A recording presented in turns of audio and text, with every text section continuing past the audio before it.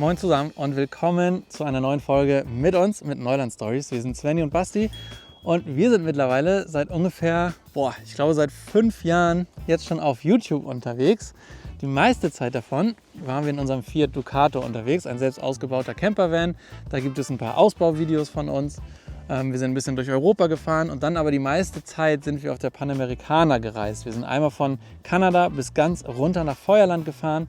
Wer mag, kann sich dazu mal ältere YouTube-Videos von uns angucken. Wir haben alles mit der Kamera begleitet, jede Woche ein Video rausgehauen. Und es gibt auch eine ZDF-Dokumentation Abenteuerfreiheit, Vanlife in Südamerika. Das gibt auch nochmal einen richtig schönen Überblick über unsere Reise, was wir so gemacht haben. Da wurden wir in Peru und in Bolivien begleitet. Genau. Und ja, wer neu dazugekommen ist, kann da gerne mal reinschalten. Was wir davor so getrieben haben. Genau, was wir davor so getrieben haben. Warum davor?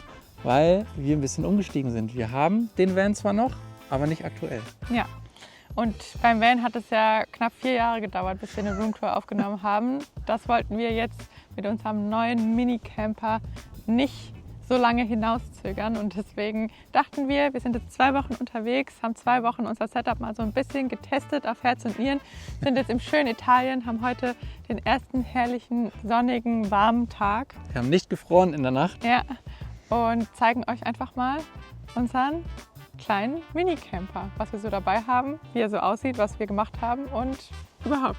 Ja, los geht's. Wir haben uns, glaube ich, für eines der kleinsten Basisfahrzeuge 4x4 entschieden für unseren Dachzelt-Camper und zwar für einen Suzuki Jimny und aus dem Jahre 2006. Also jetzt mittlerweile quasi seit diesem Jahr ein Youngtimer und ist komplett teilrestauriert, Rost entfernt. Hier und da gibt es natürlich wahrscheinlich immer mal wieder was zu tun an einem Jimny, aber in so einem guten Zustand, ein 20 Jahre altes Auto, ein 20 Jahre alter Jimny, hat mir, glaube ich, schon sehr viel Glück, beziehungsweise Basti hat super viel Recherche da reingelegt und als es dann soweit war, haben wir direkt zugeschlagen.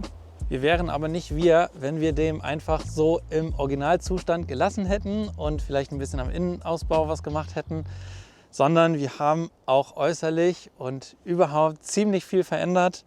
Das war schon immer so ein kleiner Traum von mir, mal so ein Offroad-Fahrzeug komplett umzubauen. Auf der Reise auf der Panamericana haben wir schon angefangen, uns zu informieren, was es für ein Fahrzeug werden soll.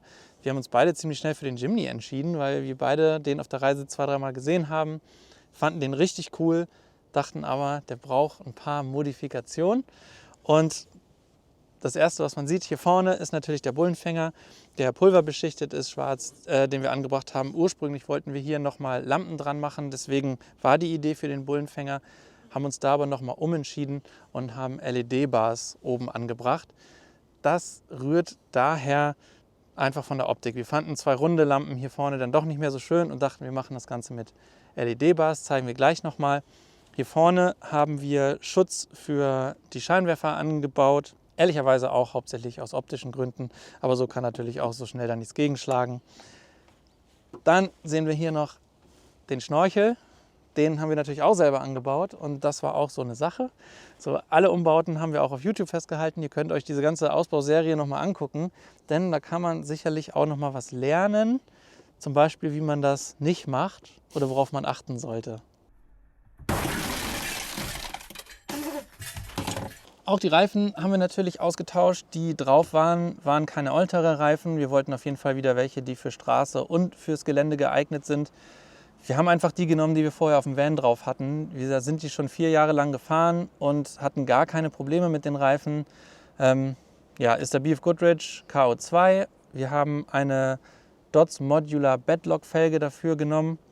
Und die Größe ist ein bisschen größer als der vorher drauf war. Und zwar sind das 215/75 R15 Reifen.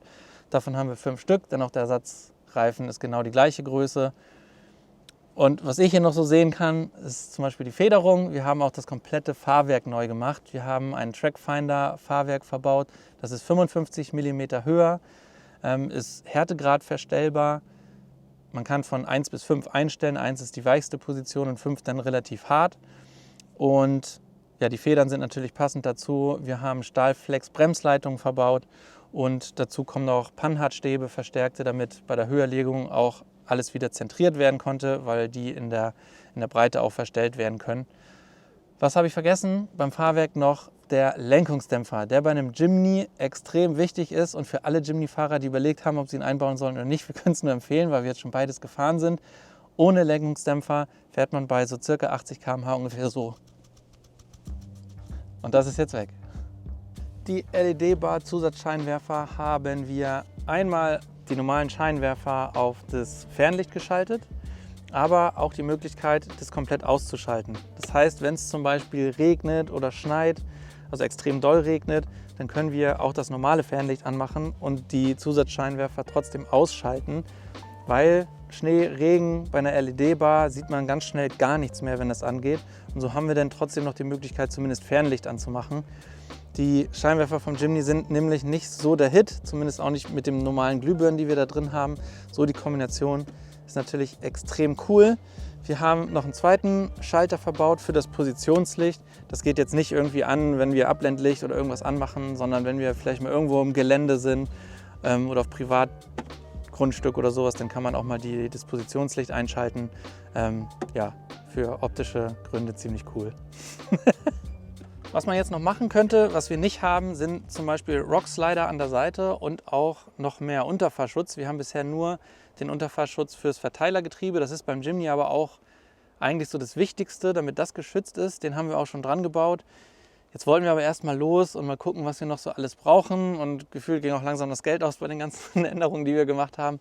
Deswegen sind Rockslider und weiterer Unterfahrschutz noch so Zukunftsprojekte.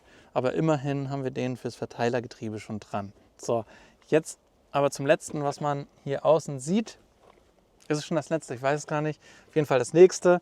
Und zwar sind das unsere Fenster. Wir haben komplett neue Fenster eingebaut. Wir haben die alten rausgeschnitten und haben Gullwing-Fenster eingebaut. Gullwing bedeutet,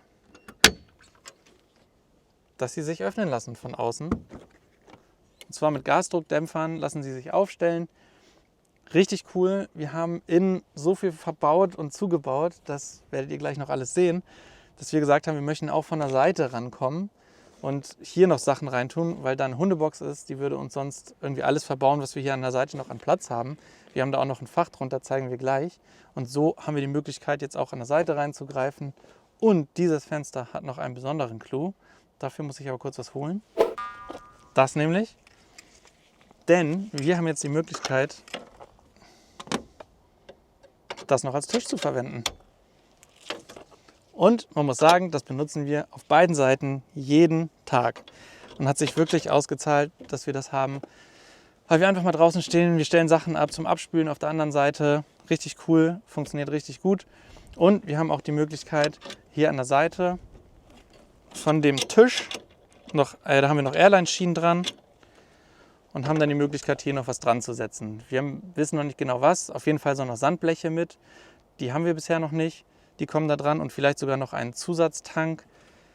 Der Jimny hat nur 35 Liter und damit kommt man nicht ganz so weit. Und wenn wir dann doch mal irgendwo unterwegs sind, wo wir ein bisschen weiterfahren müssen, wäre es, glaube ich, ganz cool, wenn man einen Ersatzkanister mitnehmen kann. Und den können wir dann hier an der Seite an den Airline-Schienen anbringen. Das ist doch mal richtig cool. Und wo ich hier gerade an unserem Solarpanel vorbeikomme, können wir auch direkt mal zeigen, was wir an Elektronik dabei haben und wie wir unsere Stromversorgung überhaupt machen. Offensichtlich über Solar. Das ist ein 140 Watt Faltpanel.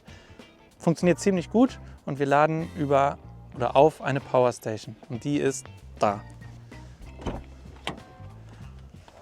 Die steckt nämlich hier hinter dem Sitz. Auch das ist normal bei unserem Jimny, denn alles klemmt sich selber fest. Und man muss ein bisschen hin und her räumen. Aber hier ist sie. Sie ist noch da. Wir haben eine EcoFlow Delta 3 Plus und die lädt einmal über das Solarpanel und wir haben unterm Sitz noch einen Charger, einen Alternator Charger. Das heißt, wir laden während der Fahrt über die Lichtmaschine, könnten bis zu 800 Watt aufladen. Das macht, glaube ich, unsere Lichtmaschine nicht mit. Deswegen haben wir immer so 300 Watt eingestellt. Und auch damit kommen wir bisher jedenfalls extrem gut hin. Wir standen jetzt, ich glaube, das längste ist jetzt sogar hier, der 3. Tag. Wir haben immer noch über 70%. Das heißt, das funktioniert ziemlich gut. Kommen wir noch kurz zu den kleinen Cockpit-Spielereien. Wir haben so ein paar kleinere Gadgets verbaut, wie zum Beispiel eine Mittelarmlehne, Die gab es vorher beim Jimny nicht. Sehr hilfreich. Ohne die könnte ich, glaube ich, gar nicht lange Strecken fahren. Dann gibt es hier noch ein Fach jetzt drin. Da haben wir ein paar Lampen, Walkie-Talkies und eine Taschenlampe drin. Wir haben Winterweiser an den Scheiben angebracht und einen Getränkehalter hier. Auch sehr hilfreich, einen Getränkehalter zu haben. Es gibt ein neues Radio mit Navigation und ein neues Soundsystem. Wir haben neue Boxen vorne und einen Subwoofer verbaut. Auch der Sound beim Jimny, der kann wirklich gar nichts. Svenny sagt, das sind einfach nur Spielereien, aber ohne das, ich glaube, da wird es ja auch irgendwann die Krise kriegen. Was haben wir hier vorne noch? Wir haben so einen Dashcam-Rückspiegel verbaut, weil wir hinten hier alles zu haben, können wir nicht mehr hinten rausgucken. Wir haben jetzt eine Kamera nach hinten gebaut, können im Spiegel wie einen normalen Spiegel quasi dann rausgucken. Es ist auch eine Dashcam nach vorne. Wir wollten gerne auch eine Dashcam haben, wenn wir unterwegs sind, falls mal dann doch irgendwas passieren sollte, haben wir es dann immerhin auf Kamera. Und ich glaube, das war's. Ich kann euch noch die Schalter zeigen, die wir hier für die LED-Bars haben, und dann war es das auch. Da war vorher der Aschenbecher drin, da haben wir uns einfach eine Platte reingebaut, haben da die Anschlüsse dran gesetzt und jetzt können wir links einmal die Scheinwerfer an- und ausschalten, also auf dem Fernlicht lassen oder ganz ausmachen, und rechts das Positionslicht an- oder ausmachen. So, Basti hat euch jetzt die technischen Sachen gezeigt und alles so drumherum. Deswegen zeige ich euch jetzt mal, was sich so im hinteren Teil und im Inneren unseres Jimnys versteckt. Wir haben uns hier hinten rein eine Holzkonstruktion gebaut mit 2 Schubladen und 2 kleinen Nebenfächern. Und Basti hat es vorhin ja schon bei den Gullwing-Fenstern erwähnt, sind jetzt rechts und links noch, neben dem, was in der Mitte hier so verbaut ist, 2 weitere Fächer, die wir mit der Holzkonstruktion uns quasi gebaut haben. Hier unten haben wir 2 große Schubladen. Hier in den beiden Schubladen findet unsere komplette Verpflegung Platz. Hier auf der linken Seite ist noch nicht ganz so gut sortiert, ist aber unser kompletter Vorrat drin, von frischem Obst über Müsli, Dosen, keine Ahnung, Becher, Halter, Öl, alles Mögliche haben wir so versucht, in 3 Fächer zu unterteilen. Hier vorne haben wir dann noch so Kleinkram in so kleinen Kisten verstaut.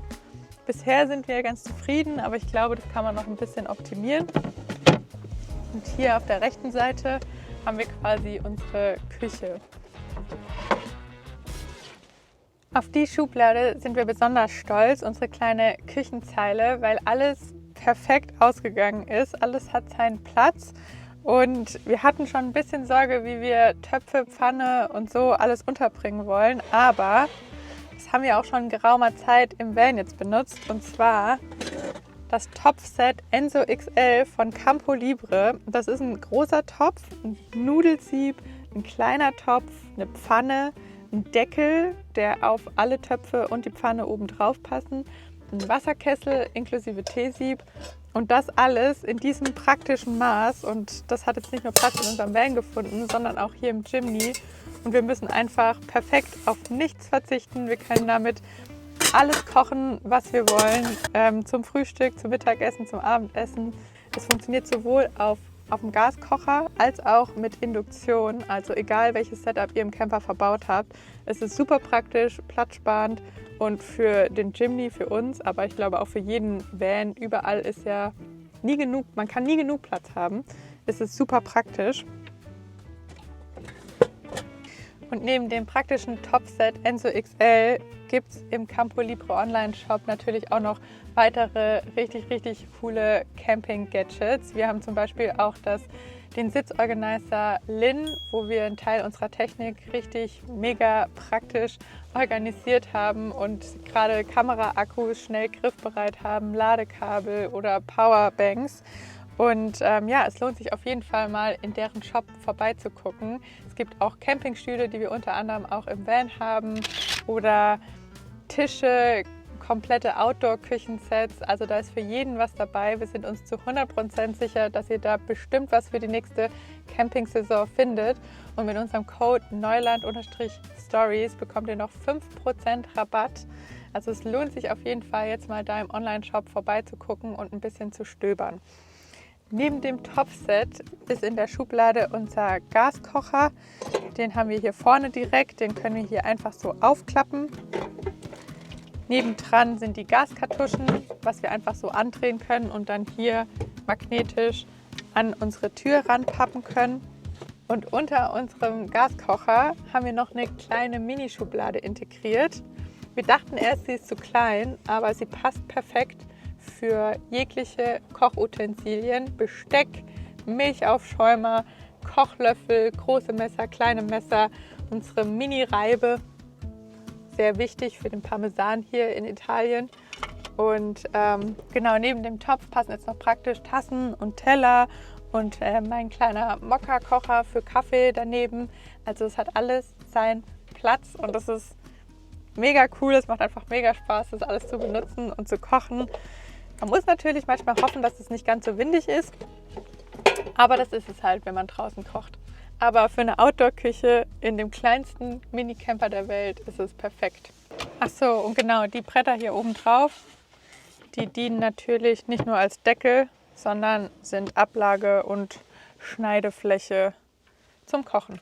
Neben den beiden Schubladen, das wollten wir eigentlich schon zumachen, aber ich glaube tatsächlich, der Tipp kam von euch, von unseren Zuschauern, dass wir das doch offen lassen sollen und das als Stauraum benutzen sollen. Und das haben wir jetzt gemacht. Hier links und rechts sind jetzt 2 so Fächer. Links haben wir Bücher drin, rechts haben wir Wärmflasche drin und von der anderen Seite haben wir tatsächlich Nudeln reingepackt, weil auf die eine Seite passen perfekt die großen Nudelpackungen, also Fusilli, Rigatoni und so. Und auf die andere Seite passen wie angegossen Spaghettis. Also wir können mit ordentlich Vorrat losreißen. Direkt oben drüber und auch immer griffbereit ist unsere Kühlschrankschublade. Das sind 30 Liter, eigentlich das kleinste, was geht. Ich glaube, das werden wir noch öfters sagen oder haben wir auch schon sehr oft gesagt beim Jimny, aber wir haben immer das Kleinstmögliche gekauft. Wir finden die Schublade mega praktisch, sie ist super effizient, bisher zumindest, aber es war auch noch nicht richtig heiß. Aber ja, sie funktioniert top, ist beim Kochen direkt griffbereit. Hat so eine 0,5 Dosen Höhe, so hoch ungefähr kann man sie sich vorstellen von der Höhe. Passt perfekt hier hin und nebendran haben wir Peppys Hundebox eingebaut. Ich glaube, das ist ziemlich selbsterklärend. Das ist genau die richtige Größe für Peppy, nicht zu klein, nicht zu groß. Trotzdem wollen wir natürlich unterwegs immer genügend Pausen machen, damit sie sich auch strecken kann und so. Aber ja, sind wir ziemlich zufrieden, passt perfekt hier rein. Und last but not least, was jetzt hier so in diesen kleinen Würfel reinpasst, sind unsere, die haben wir relativ kurz vor Schluss noch besorgt, unsere Klamottenpackwürfel. Keine Ahnung. Jeder von uns hat einen.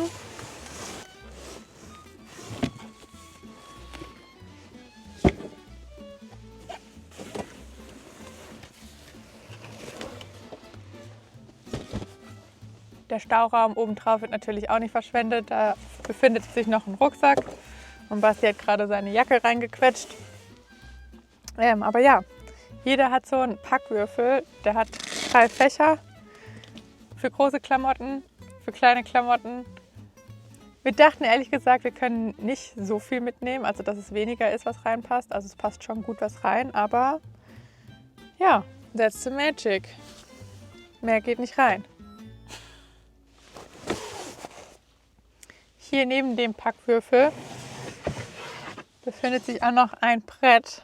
Und zwar hatten wir das auch schon im Van für unseren Beifahrersitz, einen Schreibtisch. Der hier ist natürlich wesentlich kleiner, wie es sich für den Jimny so gehört. Aber wir haben auch für den Jimny uns einen kleinen Arbeitsplatz geschaffen, weil wir werden ja weiterhin von unterwegs arbeiten oder tun es immer noch. Und dafür brauchen wir natürlich Platz. Und ich zeige euch mal, wie das aussieht, denn hauptsächlich sitze ich hier vorne und schneide da die Videos. Und das muss man bei geschlossener Türe machen.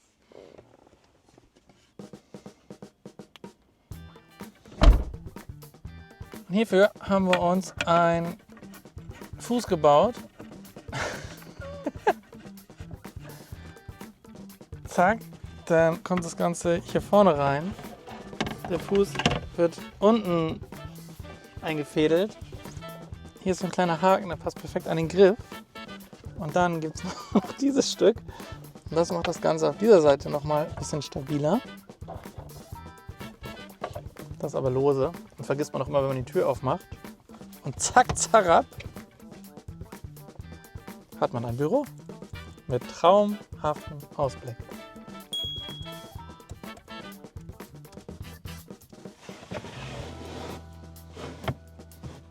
Achso, und durch diesen kleinen Nupsi, wo der Fuß reingeschraubt wird, ist auch dahinter noch so ein Haken. Und dann kann das auch nicht nach vorne rutschen. Und alles bleibt an Ort und Stelle während der Fahrt. Tipp, top. Kommen wir zu unseren beiden Staufächern rechts und links. Die Seite hat Basti ja schon einmal geöffnet. Hier haben wir ganz viel Lichtmaterial, das zeigen wir euch nachher noch. Das ist quasi die zweite Hälfte von Lin, dem Sitzorganizer. Da haben wir auch unsere Technik drin. Und dann es ist ein reines Platzwunder, was hier alles drin Platz findet.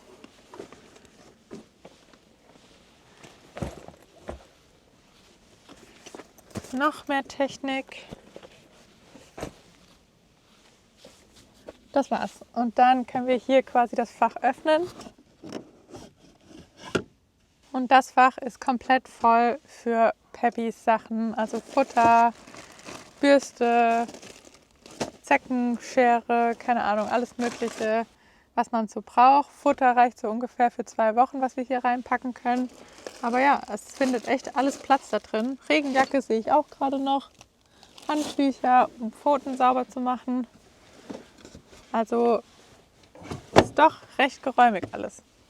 Und apropos Stauraum, den Ersatzradrucksack, den haben wir uns noch ziemlich zum Schluss zugelegt. Aber so wichtig, weil da einfach so viel Kram reinpasst.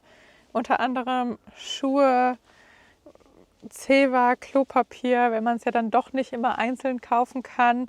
Unser Müll kommt da rein, dass wir ihn nicht im Auto verstauen müssen. Also es ist echt einfach ultra viel Platz, den wir noch zusätzlich gewonnen haben. Und ja, gerade für den Müll und so ist es perfekt, dass wir das nicht im Auto haben und das hier außerhalb lagern können. Und ja, ergänzt das Setup perfekt.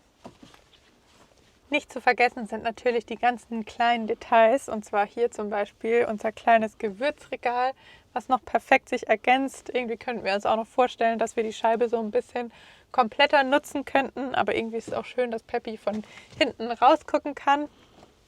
Hier haben wir noch eine Lampe hängen, die richtig schön ist, aber zum Lampensetup kommen wir noch später, weil da haben wir richtig viel und finden es auch richtig schön und wertvoll, gerade jetzt noch im Frühling, wenn es doch früher dunkel wird und man es sich schön gemütlich machen kann mit ganz viel Lichtern.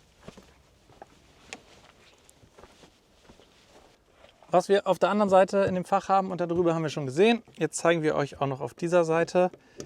Und was wir, glaube ich, noch nicht erwähnt haben, ist, dass man diese Fenster natürlich auch abschließen kann. Jetzt könnte man da ja einfach dran gehen. Und auch hier ist natürlich jede Menge Platz. Hier unten seht ihr noch unser Waschbecken, auch von Campo Libre.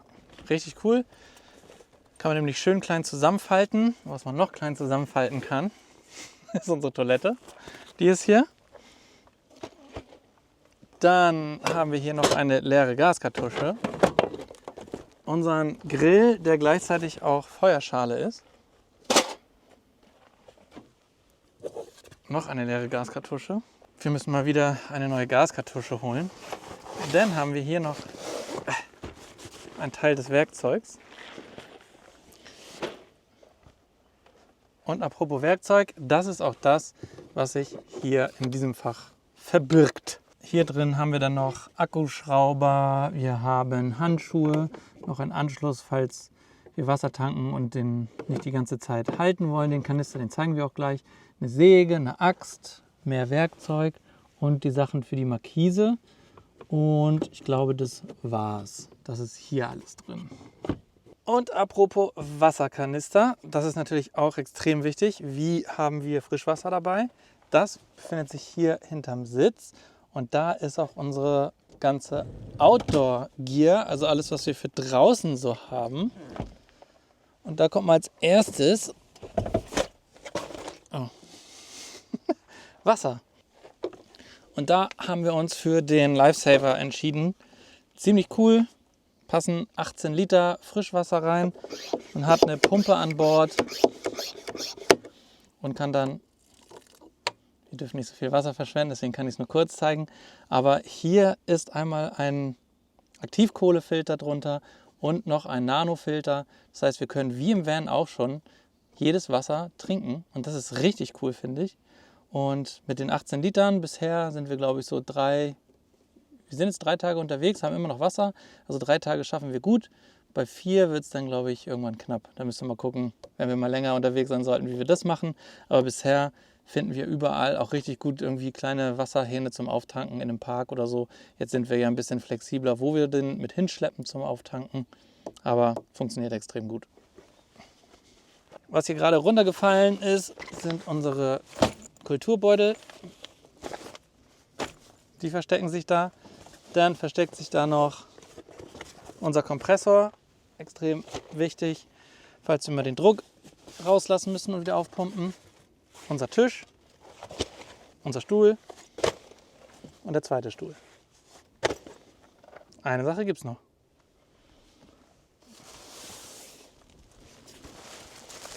Unser Umkleidezimmer oder Badezimmer oder Toilette. Und hier haben wir noch, habe ich gerade gesehen, unser Licht, das wir zum Rückwärtsfahren benutzen, wenn wir irgendwo ankommen und ein Licht beim Rückwärtsfahren noch brauchen. Davon haben wir 2 Stück. Die können wir hier draußen anbringen, können wir von drinnen per Bluetooth an- und ausmachen. Da ist eine kleine Fernbedienung dabei. Kann man natürlich dann noch für andere Dinge benutzen, aber das ist natürlich jetzt nicht super gemütlich, aber extrem hilfreich, wenn man mal ein bisschen mehr Licht braucht und man rückwärts irgendwo einparken muss, wo es dunkel ist.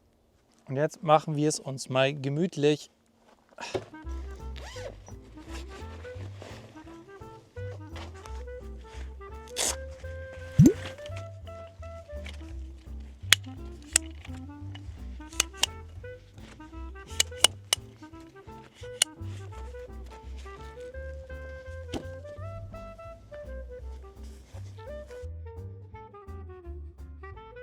So langsam sieht es doch nach einem richtig gemütlichen Camp aus.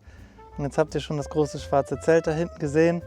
Da verbirgt sich natürlich das Wichtigste, beziehungsweise das, wonach wir am meisten gefragt werden. Wo ist eigentlich eure Toilette?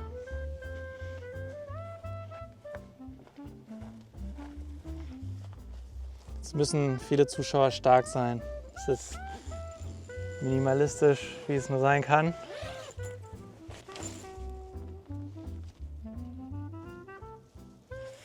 Ja, so sieht's aus, liebe Freunde. Das ist unser Klo, Dusche zum Umziehen. Aber wir sind froh, dass wir sowas überhaupt dabei haben. Das ist Luxus pur. Das in dem Boxio-Zelt ist ein sogenanntes Bivilu. Und ihr habt wahrscheinlich schon gesehen, das ist keine Trockentrenntoilette, sondern es kommt nur eine Tüte wirklich rein und man versucht dann auch wirklich nur die Nummer 2 darin zu verlanden. Nummer 1, da wollen wir uns noch so eine separate Urinflasche dazu besorgen. Und aktuell haben wir dafür so ein Granulat, was Nummer 1 quasi aufsaugt. Aber das Granulat ist so teuer, dass wir eben das mit so einer Urinflasche zum Reinpinkeln umgehen wollen. Gucken wir mal, wie es funktioniert. Aber für mehr ist im Jimny einfach kein Platz. Bevor es zu guter Letzt zum wichtigsten und offensichtlichsten geht, fehlt noch ein zweiter großer Part. Und zwar unsere Markise, der wir auch mega happy sind, dass wir sie dabei haben. Sowohl wegen der Sonne als auch natürlich gegen Regen. Und das Coole ist, die ist auch freitragend. Und wir müssen nicht, wenn es nicht windig ist, die Stangen dazu aufbauen, die wir hier haben. Sondern sie funktioniert eben auch freitragend. Und das ist ziemlich cool.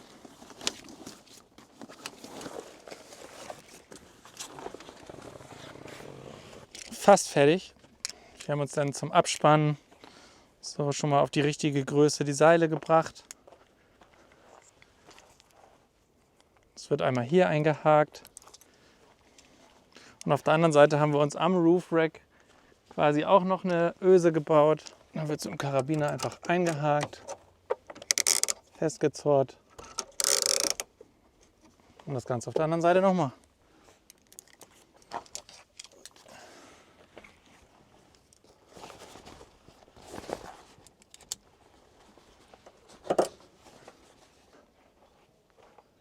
Licht noch anschließen, dann machen wir nachher eine Powerbank auf der anderen Seite dran.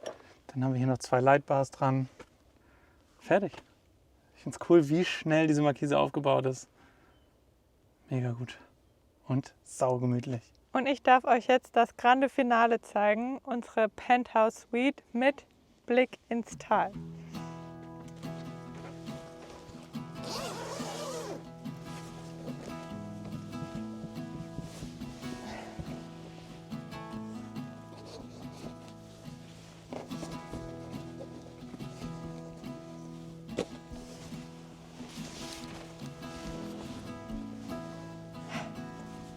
Tada! Das ist unser Dachzelt. Klein, aber fein. Das kleinste, was es, glaube ich, irgendwie so gibt unter den Dachzelten. Wir haben eine Liegefläche von 1,20 Meter breit auf 2,30 Meter lang. Und ja, es ist kuschelig hier oben, aber wir passen alle drei rein. Peppy hat sich schon hier oben gemütlich gemacht. Man kann hier alles aufmachen. Hier vorne, hier hinten, hier oben kann man eine Dachluke aufmachen und die Sonne reinlassen. Es gibt jegliche Taschen hier oben, wo man Sachen verstauen kann. Und auch hier eine LED-Leiste, damit man abends mit der Powerbank sich hier schön Licht machen kann. Das kann man auch dimmen, damit es auch nicht zu grell ist. Und ja, 2 Schlafsäcke, 2 Kissen. Peppy hat auch noch ihren Schlafsack normalerweise hier oben zum Pennen. Und dann, aktuell halten wir uns noch mit Wärmflaschen in der Nacht warm. Aber wer weiß, heute ist ja der erste warme Tag. Und vielleicht brauchen wir sie ja heute Nacht gar nicht mehr. Ich glaube aber doch. Und ja, hier kann man es sich gemütlich machen. Hier baue ich mir manchmal mein Office auf und habe den schönsten Blick, entweder aufs Meer oder ins Tal. Und ich finde, man hat hier oben einen recht guten Schlaf. Und das ist dann unser Blick aus dem Dachzelt am Morgen oder auch jetzt. Und das gibt ja wohl Schlimmeres. Vorne dran liegt noch unsere Frontrunner-Tasche. Die hatten wir schon auch auf der Panamericana, auf dem Van mit dabei. Deswegen sieht sie schon ein bisschen mitgenommen aus. Die Tasche ist gerade perfekt für unsere Schlafsäcke und unsere Kissen zum Verstauen, weil wir sind sowieso hier oben. Wir haben perfekten Zugriff auf die Tasche, können einfach unsere Sachen da drin verstauen, Zelt zusammenklappen, abfahren. Aber wir sind noch ein ganz bisschen am Überlegen, ob die Tasche vielleicht 2 Kisten weichen muss. Und dann würde eventuell in eine Kiste eine Standheizung reinkommen. Das wäre Luxus. Das wäre Luxus, das wäre was für die Zukunft. Jetzt kommen hoffentlich wärmere Tage, das werden jetzt schon ein paar Mal erwähnt. Jetzt brauchen wir keine Standheizung mehr. Jetzt haben wir die kalte Zeit überwunden. Aber das wäre noch so eine Idee, die wir hatten, weil wir ja noch so ein bisschen Platz vorne vor dem Zelt haben. Mann, ist das gemütlich hier drin. Und das Schönste ist, wenn man dann alles offen hat, geht hier so ein richtig schönes Lüftchen durch, was einen zwischendurch abkühlt. Und ich freue mich schon richtig auf die wärmeren Tage und wärmeren Nächte vor allem, wenn man das auch wirklich mal offen lassen kann. Und ja, aktuell haben wir wirklich alles zu. Und wenn auch alles zu ist, man sieht es ja schon, es ist schwarzer Stoff, es ist komplett dunkel hier drin. Also wir wachen manchmal auf und es ist schon taghell. Ist nicht so mein favorisierter Schlaf, aber weil ich doch gerne eher so mit leichtem Sonnenaufgang aufwache. Aber ja, das ist dann was für die wärmeren Nächte, worauf ich mich sehr freue. Habe ich, glaube ich, bereits erwähnt. Die Fächer hier sind im Übrigen noch, um seine Schuhe hier reinzupacken. Mega praktisch. Und was wir noch vergessen haben, ist diese Leiter hier. Die hat ja so Auflagen. Das ist nicht für uns, dass wir da nicht durchrutschen, sondern natürlich für Peppy. Dann kommt die dann nämlich super easy rauf und runter. Wenn sie Lust hat, kann sie das ja mal demonstrieren. Ha? Komm, auf. Super. Ziemlich easy und rauf geht's genauso gut.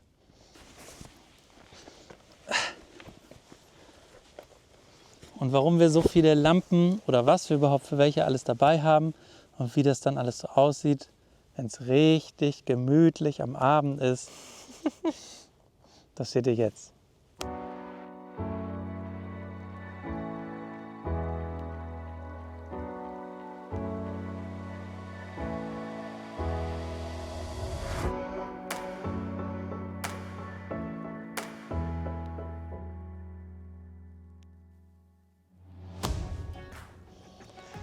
Ja, und das war quasi unsere Roomtour. Mehr als gedacht, wenn ich ehrlich bin. Mehr als gedacht. Es Das muss ich auch sagen. Es ist schon echt krass, wie viel wir in diesen Jimny reinkriegen, was wir alles dabei haben. Klar, es ist Minimalismus, es ist viel, viel weniger, als wir im Van dabei hatten, aber irgendwie ist alles dabei. Es macht unglaublich Spaß. Alles hat seinen Sinn und Zweck. Vielleicht hat noch nicht alles seinen Platz, aber Ja. das werden wir nach und nach rausfinden.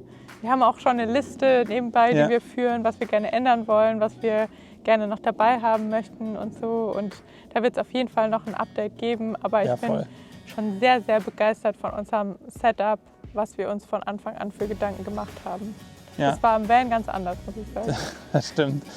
Wir hauen auch noch mal so alles, was wir hier so benutzen, alle Gadgets und den ganzen Kram hauen wir auch noch mal unten in die Beschreibungsbox und in den ganzen Text darunter. Da könnt ihr noch mal alles sehen, auch vor allen Dingen das Enzo XL von Campo Libre mit unseren Codes und dass ihr da vielleicht auch mal, falls ihr Interesse habt an dem einen oder anderen Gegenstand, dass ihr da dann vielleicht ein bisschen Rabatt noch bekommt und ihr uns damit dann auch unterstützen würdet.